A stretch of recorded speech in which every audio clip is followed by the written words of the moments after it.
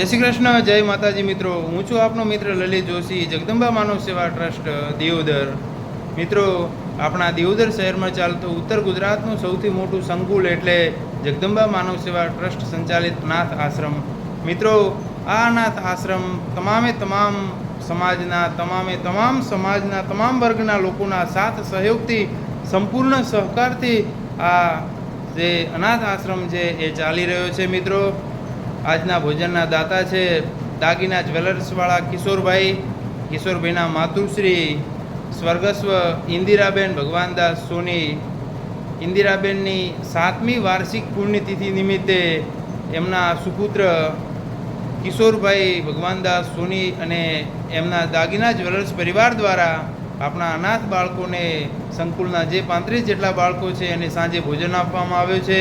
હું જગદંબા માનવ સેવા ટ્રસ્ટ વતી, જગદંબા ફાઉન્ડેશન વતી દાતાશ્રીનો ખૂબ ખૂબ આભાર વ્યક્ત કરું છું. અને ફરીથી બધાને વિનંતી કરું છું કે તમારી આજુબાજુમાં કોઈ પણ જગ્યાએ જરૂરિયાતમંદ બાળક હોય અથવા તો મા બાપ વિહોણું બાળક હોય તો મિત્રો અમારો સંપર્ક કરવા માટે પણ વિનંતી કરું છું. ચેનલમાં નવા હો તો ચેનલને લાઇક, શેર અને સબસ્ક્રાઈબ કરવા માટે પણ વિનંતી કરું છું.